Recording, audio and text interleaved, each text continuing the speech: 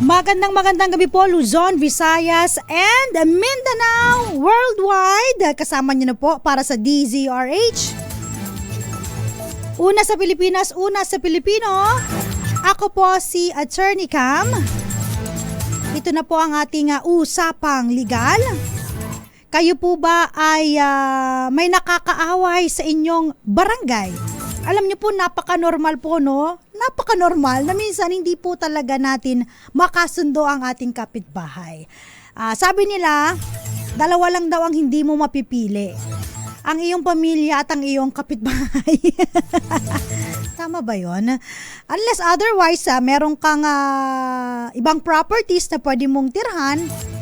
So ikaw na mag-a-adjust, ikaw na lilipat para hindi mo makita yung kapitbahay mo na pasaway, yung mahadera mong kapitbahay, at yung napakaloko mong kapitbahay. Yeah? Kasi alam naman po natin iba-iba po ang tao, iba-iba ang kanilang persepsyon, iba-iba ang kanilang mga ugali, iba-iba ang kanilang mga behavior, tama? Sa kumpanya nga lang di ba? Kapag ikaw ay nagtatrabaho, marami kang makikilala na mga kaempleyado na hindi kayo magkakasundo sa mga bagay-bagay, paniniwala, sa mga opinyon, kuro-kuro, persepsyon. At doon nagsisimula ang mga sigalot o kaya yung away ng magkabilang panig. So ganun din yan sa kapitbahay, 'di ba? Kapag nagluto yung kapitbahay mo ng alamang, galit na galit ka, ang baho. Ano ba yung niluluto ng kapitbahay? Pero wag kapag binigyan ka na, uy, ang sarap pala nun Hindi ka na magrereklamo, 'di ba? So usually po, ang mga magkakapitbahay medyo nagkakainitan. So, kailangan malaman ano pa ang dapat solusyon kapag ang magkapitbahay ay hindi nagkaunawaan o kaya sila ay nag-away. Dito po papasok yung ating katarungang pambarangay. Lagi nyo naririnig, hoy, may away! Tawagin nyo yung barangay! Uy, hindi nagkasundo yung dalawa. Sige, pabarangay mo na yan. Talagang napaka mali yung ginagawa niya. Tara sa barangay. So ganun po parang laging nasasabi na, tara, puntahan natin, magkita tayo sa barangay, magtutos tayo sa barangay, isusumbong kita sa barangay. So ganun po lagi. So importante po sa ating lokal na komunidad, ang barangay ay bagamat isang maliit na institusyon, ang laking bagay nito na kapag halimbawa yung dalawang magkapitbahay ay nagkaayos. Tama? 'Di ba? Bakit? Kung sakali pong magkaayos ang mga magkakaaway, lalo na magkapitbahay, doon pa lang sa level ng barangay, paldo-paldo na po yan sa korte, di ba? Bakit? Kasi nadidiklag po yung mga kaso at kung saan ang korte po ay nakaka-focus dun sa mga mabibigat na kaso. Kung halimbawa ay nagkaawayan lang kayo, nagkasigawan ng kapitbahay, tapos inakyat nyo pa sa korte, dadagdag pa kayo dun sa mga kaso, na of course, lilitisin ng korte, tsaka titignan ng korte. So kung halimbawa sa barangay pa lang ay nagkaayos na, naging nagkapatawaran, nagkaroon ng parang nag-apologize sa isa't isa. Alam niyo po, napansin ko lang, kapag ang mga tao po, habang tumatagal, parang bumibigat sa kanila ang salitang patawad. Parang ang hirap sa kanilang mag-apologize. Pansinin niyo, habang tumatanda ka, parang hindi mo to masyadong ginagamit yung nagsusorry ka, yung sorry, ganon. Hindi mo nagagamit yan Usually, pag ginagamit mo pa, parang natatamaan pa yung ego mo. Parang ayaw mo talagang sabihin, parang masakit sa kalooban mo na magbitaw ng salitang sorry. Lalong-lalo na po, simple lang sa mag-asawa. Ang salitang sorry, hindi nila laging nasasabi sa isa't isa. Kahit sila po ay nagkakasakitan, nagkakaawayan, di ba? O kaya naman, not necessarily nagkakasakitan, ng damdamin yan. Hindi naman pisikalan, nagkakasakitan ng damdamin. So yung sorry, ang hirap sabihin. So ganun din kapag magkakaaway yung kapitbahay, yung salitang sorry, napakahirap bigkasin. Ito yung isang word na ang hirap bigkasin. Tsaka yung Bukod dun sa I love you. Hindi ko alam ba't nagkakahiyaan ba or what. Mahal kita. Sabi ng corny naman yan, di ba? Hindi pero totoo to sa realidad ng buhay. Hirap na tayong mga medyo nasa centennial age. Ang magsabi ng mga ganitong words. That is why, no, yung mga magkakapitbahay, ikaw mag-sorry, hindi talaga magsasorry, pataasan ng, sabi nga nila, wiwi. Pataasan ng ego, wala talaga, no? So, nakakaabot sa barangay. Pero tignan niyo yung mga kabataan, yung mga bata, di ba? Pag nagkamali sila, ang bilis nila magsabi na, sorry. Tapos tayo mga matatanda, parang, ang daling lumambot ng puso natin. Aminin mo yan, di ba? Especially mga anak mo pag nagkamali sila. And then, they say, sorry mama, sorry papa, sorry nanay, sorry tatay. Parang gaan ang feeling no na naamin nila yung kanilang pagkakamali. At lumalambot ang puso nung pinagsasabihan ng salitang sorry. Ganon din po yung mga magkakaaway. Kapag nagsabi ka ng sorry na bukal sa kalooban mo, lalambot yung puso Ito yung soften ng heart Alam mong matatouch yung kanyang puso at lalambot at magkakaayos kayo at magkakapatawaran kayo.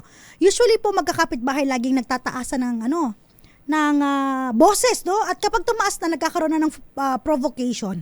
Yan na, provocation is not a joke. So yun na, nagkakaaway na. So ano ang importansya ng mga nandyan po, no? Sa mga opisina ng barangay, especially yung mga lupo ng tagapamayapa. Ano ba yung dapat niyong gawin? At kung kalimbawang ikaw, yung kapitbahay mo, nakaaway mo,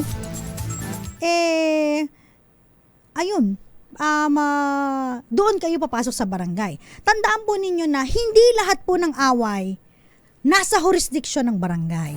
Meron po yan exemption na hindi na po kayo dadaan ng barangay, dediretso na kayo ng korte. Meron pong mga away, no?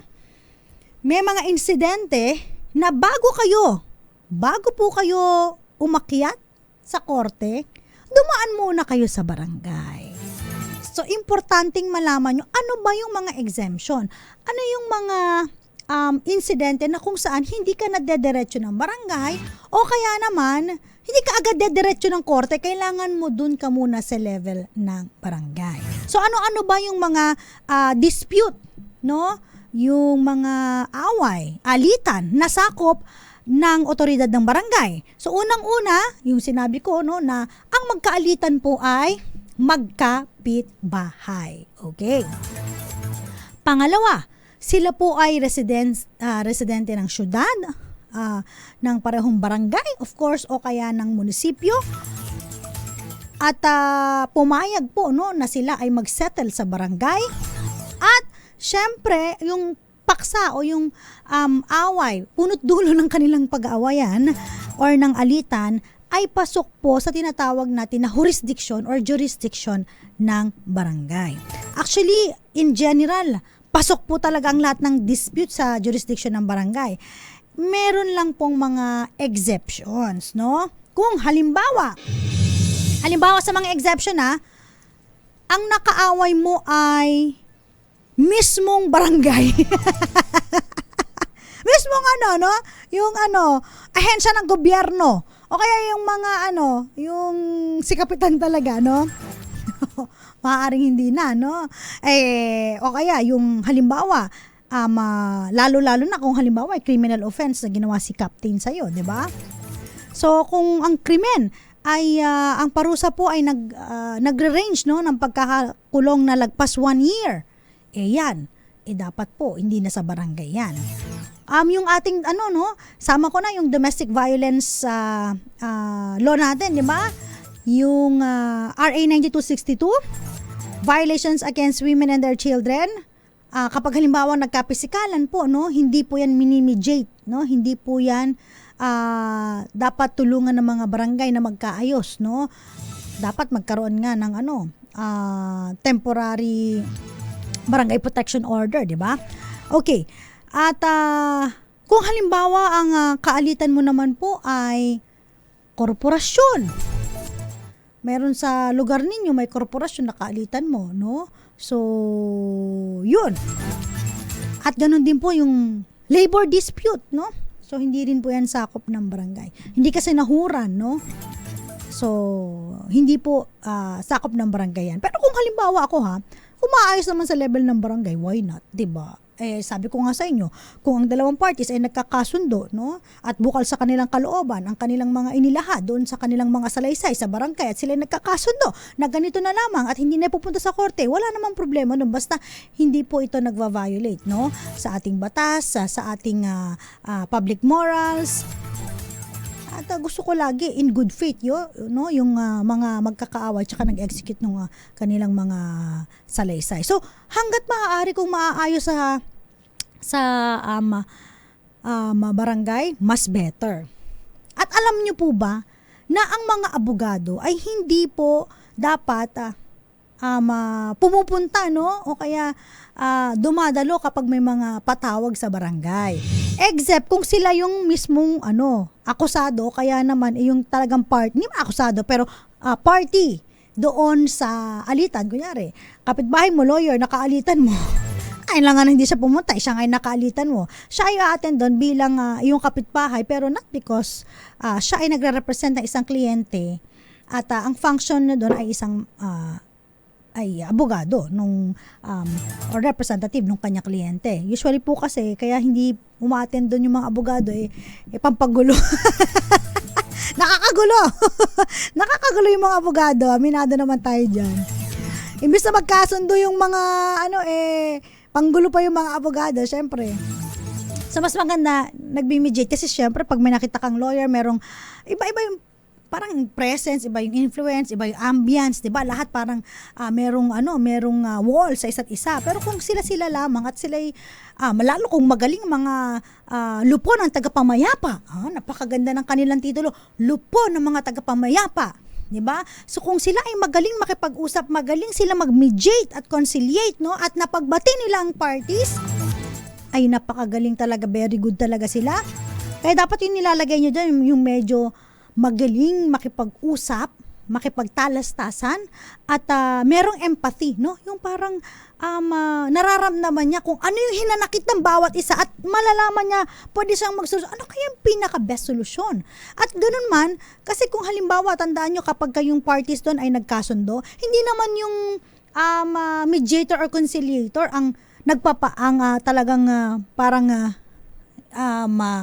yung party doon, bagkus kayong dalawa pa rin ang magkakasundo o magbibigay ng desisyon doon sa inyong dispute. Andyan lang po yung mediator at conciliator para tulungan kayo na mag-arrive, no, doon sa inyong solution, na magkakasundo kayo pareho.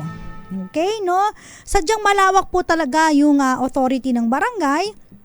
At ang pinaka main goal nila ay sikapin, no, na magkaroon muna ng pagkakaayos, pagkakabati, pagkakaroon ng kapayapaan, no, doon sa kanilang komunidad bago ito umakyat ng korte. At sabi ko nga sa inyo, kapag naayos po ito sa level ng barangay, paldo-paldo po ang ating mga korte. Siyempre, di ba, bawas trabaho yun sa kanila. At sila po ay makakapag-focus doon sa mga mabibigat pa na kaso na kanilang dinidinig. So, yun po yun. Yan. At siyempre, unang-una, no? Kaya maganda rin na sa barangay po ang solusyon ng mga magkakapitbahay na nagkakaalitan, hindi kayo magkakagastos, di ba? Pag nagkorte po kayo, bayad kayo ng mga docket fees, bayad din kayo ng abogado. Medyo mahal po, lalo kung halimbawa ang kukunin yung abogado ay mga dekalidad at mga eksperyensado. At mahal ang acceptance fee, di ba? So, mas maigi na magkasundo kayo dun pa lang sa level ng barangay, no? At again po, no, itong ginagawang proseso ng katarungan ng pambarangay, ito po ay para ma-promote po ang mabilis na aksyon, hindi maging mahal ang inyong settlement, at magkaroon pa rin po ng kapayapaan at pagkakaisa, harmonious relationship ang mga magkakapitbahay. Tandaan po ninyo, kapag sa oras ng kagipitan, halimbawa sunog, knock on wood, no, ang kapitbahay ang unang-unang tutulong sa inyo. Hindi naman po yung mga malalayong kamag-anak nyo na nasa probinsya, hindi yung mga kamag-anak nyo na nasa Manila, kundi yung mga kapitbahay nyo na nandyan. Kaya mas maganda ang relasyon ng magkakapitbahay at nagpapalitan ng mga ulam. Yan. Teka, shoutout muna ako sa mga nakatutok sa atin ngayon. Gandang gabi po. Siyempre sa mga nanonood sa DZRH News, Facebook Live. Hanapin nyo lamang po kami ha. I-search nyo lamang po. Ganun din po sa DZRH News Television Facebook Live at sa DZRH TV 4K live stream. Ayan ha. At babalikan ko po kayo ilang po munang mga paalala. Kasama pa rin po ako po si Attorney Cam. Dito pa rin po sa DZRH. Oras po natin 5 minuto pag sumapit ang 7:00 ng gabi. Nagbabalik po ang DZRH Usapang Legal. Kasama pa rin po ako po si Attorney Cam. At syempre pinag-uusapan po natin may kinalaman pa rin po sa usapin ng mga nag-aaway na kapitbahay. Pero bago yan, Florence Regalo, magandang gabi po. Ayan, Marilo de Guzman, mahalaga po ang barangay sa isang komunidad in terms of immediate needs and concerns. Correct, Miss Marilu, tumpak. Henry Dolohan from Zambales, magandang gabi. Robinson Cervantes from Palawan, magandang gabi din sa'yo.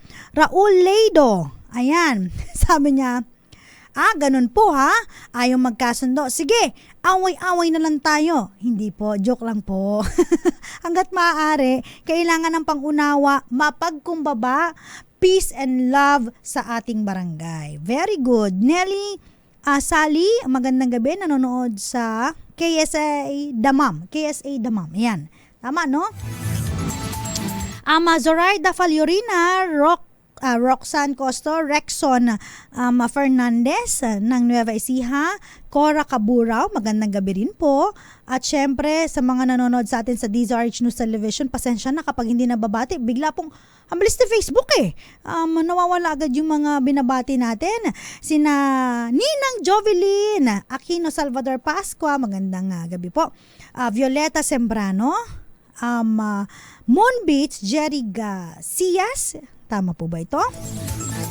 Evis Escueta, Luming Gazi, sabi niya, pag nagkakaedad na po, madali na magsalita ng sorry at I love you. Talaga ba? Baliktad ba? Kasi ang pagkakaunawa ko sa akin kasi nabanggit ko kanina, habang tumatanda tayo, ang bigat magsabi ng sorry tsaka I love you Kasi kapag sorry, parang feeling mo yung ego mo, tinatamaan Dapat siya yung mag-sorry, hindi ikaw. Ang I love you, ganun din, no? Minsan hirap tayong sabihin, or kung hindi man hirap, nakakalimutan natin banggitin. Pero tandaan ninyo, di ba, kapag may mga bata, no? Nag-sorry sila sa inyo, nagkamali sila, parang gaan ng pakiramdam na na-realize sila, nagkamali sila, at ang gaan lalo ng pakiramdam kapag sinabihan ka ng I love you, di ba? O kaya mahal kita. Si Lumingasi nanonood po sa Abu Dhabi, Josephine Garimbao nanonood naman po sa Michigan, at si Irene Almodovar nanonood sa may Grand Valley, Angono, Rizal. Shoutout din sa mga nanonood sa atin dito sa may DZRH TV 4K live stream. Pagpatuloy po natin yung ating pinag-uusapan about po sa awayan ng magkapitbahay. Dami nanonood, dami nakikinig kasi nakaka-relate. Na talaga no? Pinaka the best talaga para magkasundo. Bigyan mo ng ulam. Ulam is the key, di ba? Lalo kapag mga importante yung mga fiesta sa mga barangay, di ba? So pag fiesta, medyo loosen up tayo doon. Tapos nakikilala yung mga kapitbahay, titignan yung handa nyo, exchange tayo, di ba?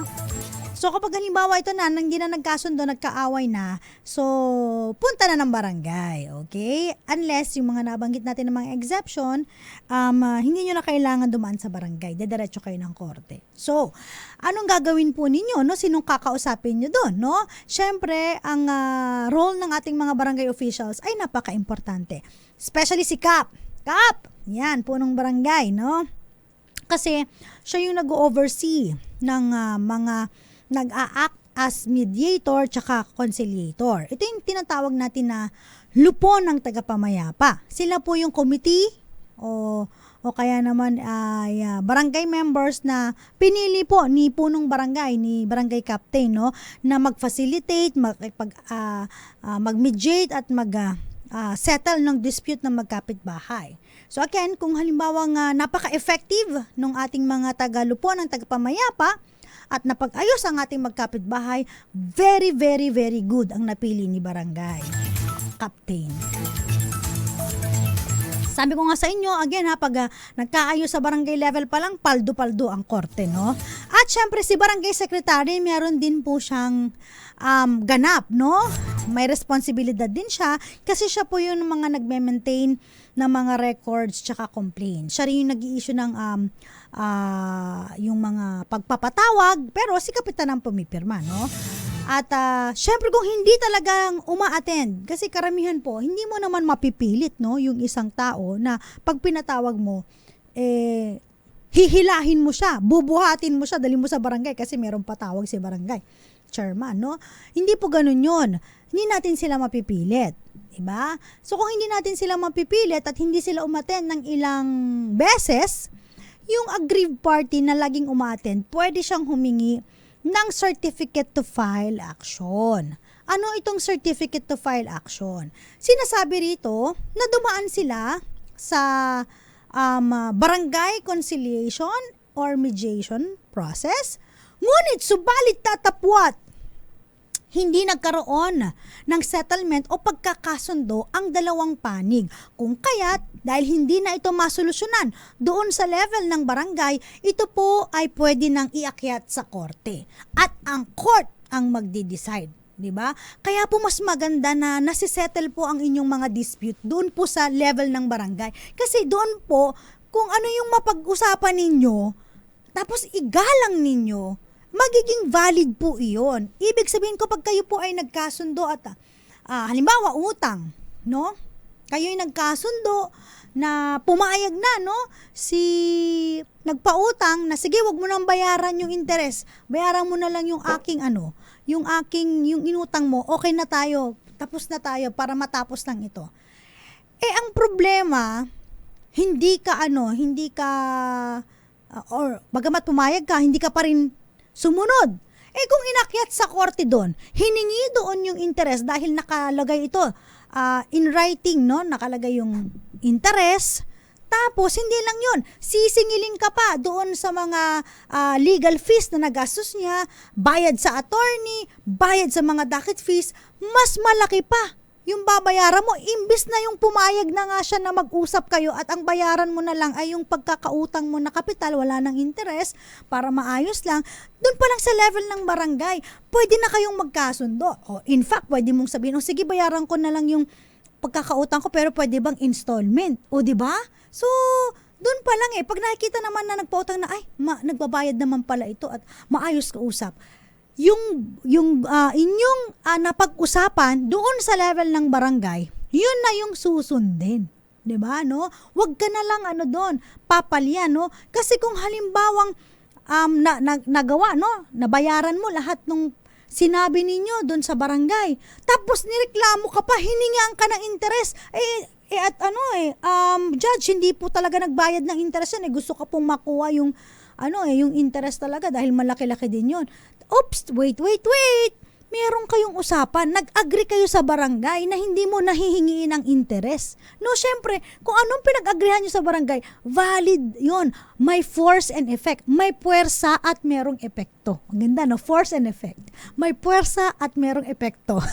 Di ba? So, yun na yung susundin ninyo. Ibig sabihin, sa level ng barangay, anything can happen. At kung ano ang inyong mapagkasunduan, yun ang inyong magiging preferred na kasunduan at hindi na yung una. So, 'di ba, napakaganda ng nandadaan tayong lahat sa barangay settlement dispute, sa mediation conciliation kasi nagkakausap mas maayos, no? At kapag may napagkasunduan, mas maganda. Kaysa yung halimbawang hindi ka umaaten o kaya meron na pagkasunduan tapos hindi ka tumupad, baka mas malaki pa yung magastos mo kapag ito ay inakyat sa korte. Kaya ako, gustong-gusto ko talaga na merong settlement sa barangay. Mas okay ako doon kaysa yung umaakit pa ng korte, kayo po ay babayad pa ng mahal sa mga abogado, magbabayad pa ng mga docket fees, filing fees, no? Appearance fee. Mas gusto ko na masettle ninyo ang inyong mga awayan, dispute, no? Basta hindi ito kasama sa exception ng barangay conciliation. Pwede po, no? Dahil kaming mga abogado rin po, no? Mas gusto namin na as much as possible, yung mga kliyente na lumalapit sa amin, kung nasisettle namin po ang kanilang kaso na hindi dumadaan sa korte, win-win na po sa amin yun, panalo na po sa amin yun. Bakit? Hindi na nahirapan ng aming kliyente na magbayad pa ng mga iba pang filing fees o docket fees o kaya babayaran pa appearance fee namin, may success fee pa, no? At kung ano pang fees. At doon pa lang sa may usapan sa mediation, meron na. No, meron ng napagkakasunduan at ito ay nagagawa ng paraan. Alam mo yung ganon kaysa yun nga sayang sa yung effort pa nila, time nila na-attend ng mga hearing, hindi ba? So yung stress na magdudulot nito sa bawat party, especially yung mga nagbabayad. Siyempre, merong stress dun sa nagbabayad sa complainant, stress din dun sa may di ba, yung respondent, yung a-attend ng hearing, no? Mas maigi na nagkakasundo. In fact, pag may mga contracts, no, mas ini-encourage na magkaroon ng arbitration, no? O kaya naman, bago pumunta ng korte, merong provision na, teka, mag-mediate muna tayo, magkaroon tayo ng mediation or conciliation para maayos pa yung ating dispute o away kaysa naman dumiretso sa korte. So, importante, Mr. Chairman, Barangay Chairman, Mr. Chair, Barangay Captain, na kapag ikaw ay pumili ng mga lupunan tagapamayapa, huwag naman yung mga kamag-anak, no? Yung mga kinikilala, nirerespeto sa inyong barangay. Na pag sila ang nagsalita, yung dalawang magkaaway na partido ay makikinig sa kanya at sila'y maliliwanagan, magkakaroon ng self-realization na magkaayos pa ang kanilang relasyon at maayos ang kanilang dispute. Yun po talaga. Kailangan barangay cap sa pagpili ng lupon na tagapamayapa. Kailangan magaling kang pumili kung sino yung mga kapitbahay, alamin mo na yung respetado sa inyo, magaling magsalita, at merong empathy, no? Na maaaring makaunawa kapag magkaroon po ng problema sa bawat isa. Sometimes kasi yung dalawang parties, meron silang point pareho, pero hindi nila pinapakinggan ng bawat isa para silang mga kabayo na may tapalodo. Right? Pero kung andyan po yung mediator conciliation at ipapaliwanag niya yung saloobin ng party at ganun din sa kabila, ipapaliwanag niya ang saloobin ng isang party, magkakaintindihan sila, magkakaayos sila at magkakaroon ng peace. World peace. Barangay peace and order. So, ganun, importante po barangay cap, yung pagpili po. So, usually, mga neighbor disputes, away niyan, parinigan, minsan yung mga property boundaries, binakuran, mali yung bakod, at kung ano pa, no? Minsan, sakitan, no? Yung mga ganun, no? Basta hindi po magpo-fall doon sa binanggit natin na exception kanina. Pwede pong lahat dumaan sa barangay. Okay? So, mamaya po, ilan pang mga paalala tungkol pa rin po sa barangay conciliation. Ano ba ang magandang naidudulot nito? At bakit nga ba pinupush to ni Attorney Cama? Sa pagbabalik po natin, dyan lamang po kayo. Ilan po muna mga paalala. Oras po natin, 14 na minuto bago, makalipas pala, no? Makalipas po ang alas 7 ng gabi. Kasi mamaya, 16 na minuto na lang, magpapaalam na si Attorney Cam. Kaya, dyan lang po kayo, yung mga babatiin natin. Mamaya, shoutout ulit tayo. Kasama pa rin po, ako po si Attorney Cam. Oras po natin, muli, 7:14 p.m. Dito pa rin po yan sa DZRH, Usapang Legal.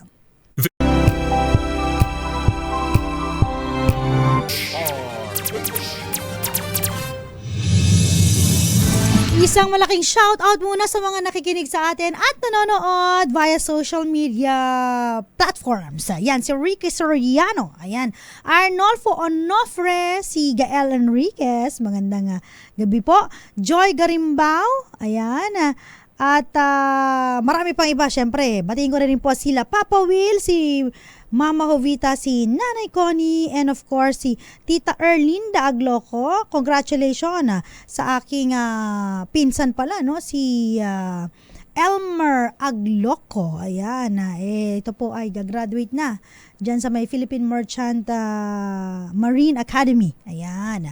Ganun din po, magandang gabi pa rin kina Miss Marilu de Guzman, Jericho Ferrer, ayan, si Rosana Sanchez, Angelo Redaha, Peterlyn Sanchez, and ganun din po kay Florence Regalo, at ganun din po kaway-kaway tayo sa mga nanonood sa atin, Carlito Romero, nanonood po sa may Alae, Batangas, Lipa City. Yan, salamat po. God bless. At marami pang iba. Pagpatuloy ko lang po yung ating topic kasi po importante po ito para sa ating mga kababayan na nagkakaroon po ng munting away. Munting away. Gusto ko munti lang. Ayoko nang masyadong mabigat na away ng magkapitbahay. Kasi pag munting away, nagkakasundo pa, malaki pa yung chance na magkasundo. Pag medyo malaki-laki na, lalo kapag ito'y nag-elevate na into a crime, no? Meron ng pananakot at meron ng talagang sakitan, meron ng attempt to life, no? Ibig sabihin meron ng parang saksakan, patayan, o kaya muntik ng patayin, mga ganun. Ayaw natin ng ganyan, no? Hindi na dumadaan yan sa sa barangay settlement, no? Talagang pag mga criminal case na, pag 1 year pataas ang kanilang imprisonment, kung sila po ay maging convicted or maaring guilty sa naturang offense, diretso na po yan sa korte. Ano po? Okay. So again, balikan natin yung mga simpleng away lang po ng mga pagkakapitbahay, nagkautangan, nagkaonsehan. Ano ba yan? Bangayan, parinigan, mga ganyan, no? So, damage yung property, nasira. Lapit tayo sa barangay, okay?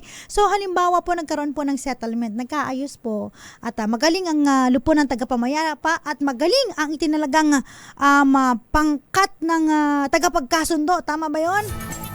Very good, no? So, magkakaroon po ng settlement in writing. Susulat po yan, yung napagkasundoan nila. Ayan.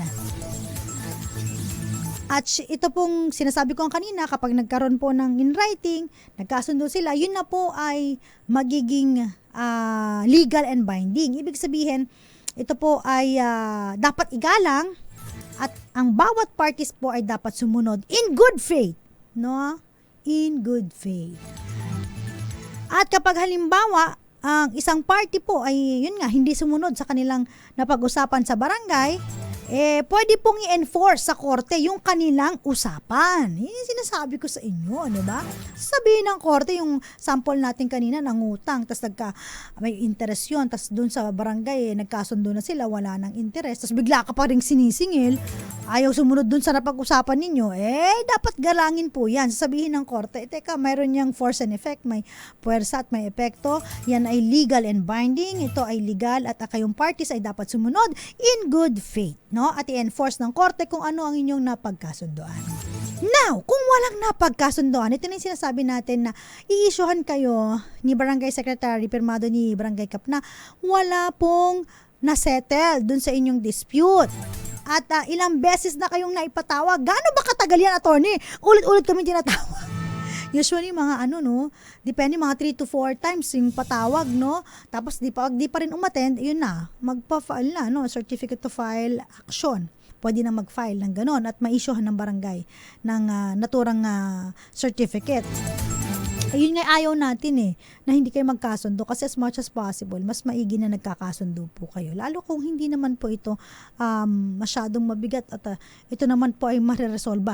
Lagi naman tinitignan ng mga pangkat ng tagapagkasundo yung win-win situation. Win sa kaliwang party, win na rin sa kabilang party. 'Di ba? So yun po ang importante. So may mga tanong pa, may bayad po ba kapag yun ang kagandahan na tanong.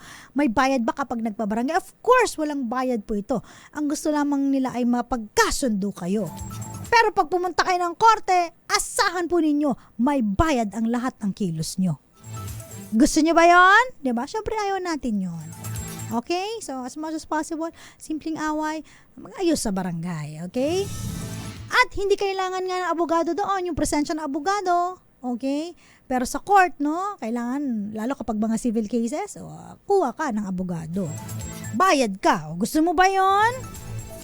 Ikaw din na, halimbawa, ikaw yung nag-agrabyado, hindi ka pa nakikipagtulungan doon sa may, mas malaki ang potential kapag ito'y final sa korte, mas malaki ang babayaran mo, especially kapag nanalo yung kabilang partido, sisingilin ka nung binayad niya lahat. Kasi kung halimbawa hindi naman sumulpot itong alitan na to, hindi naman siya gagastos. Dahil siya ang gumastos lahat, kapag nanalo siya, ikaw ang pagbabayarin nun. At hindi lang yan, minsan pag napakagaling na abogado, humingi pa yan ng mga moral damages. Na-damage ang reputation ng aking kliyente at humihingi kami ng at least 100,000 pesos para bayaran ang kanyang reputasyon na nasira dyan sa inyong barangay. Kaya ganun pa. Paano kapag nag-rant yun? Ako, napakalaki no, di sakit pa sa ulo. So as much as possible, para mawala ng stress. Sabi nga nila dapat walang stress. No? Ayaw natin mabigat na stress. Okay lang na may maliit na stress. Wag lang yung mabigat na stress. Ang maliit na stress, nabasa ko sa may Ikigai. No? Alam niyo Ikigai? Yung key to success, no? Para sa mahabang buhay. Kailangan iwasan po ang mga mabibigat na stress, no? Pero yung onting stress, nakakapagdulot po ito ng haba ng buhay, no? Bakit? Kung halimbawa meron kayo alitan ng kapitbahay, nagkasundo kayo, nagkapatawaran kayo, maging mabuti pa kayong magkapitbahay, lalo nagkaintindihan kayo sa bawat isa, na-realize mo sa sarili mo, ganito pala ang pakiramdam, no? Kapag halimbawa, magkasundo kami ng aming kapitbahay at wala akong bigat na nararamdaman. At lahat yun ay dulot ng maliit na stress lamang. So may magandang epekto. Pero kung sobrang bigat na stress, halimbawa, hindi kayo nagkasundo, na-file na sa korte, stress, at talagang marami nang gastusin, stress. At hindi pa kayo, maaari ka pang matalo at malaki ang bayaran mo, stress lalo. Lilita ang ating buhay. Ayaw natin ng ganyan. 'Di ba? So dapat as much as possible, magkaayos na yung kapitbahay, ha? So importante rin pakita yung mga dokumento na may hawak kayo. Tapos kapag kayo nakipag-usap, kalma lang. Kalma lang, parang Deo makalma lang, ganon. Hindi pwedeng laging galit, laging mataas ang boses. Kasi pag laging mataas ang boses, parang ang tingin nila, lagi kayong galit. So, hindi na kayo magkakasundo agad. So, kailangan tone down lang, mababa. Tapos, be humble, di ba? Pagkumbaba, para lahat ay maging maayos. Kasi kung galit na agad, wala na, galit na. I remember, meron akong nakausap na, yun nga, parang kabilang panig.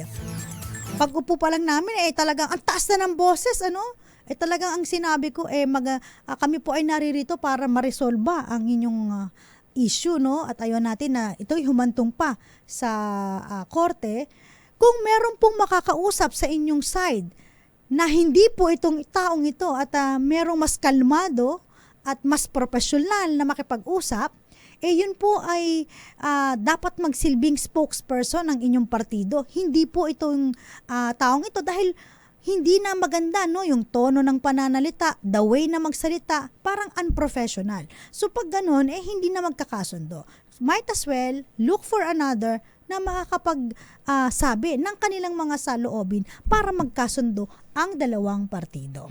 Maraming salamat. Thank you so much sa mga nanood sa atin, nakinig at sumusuporta lagi sa DZRH Usapang Legal.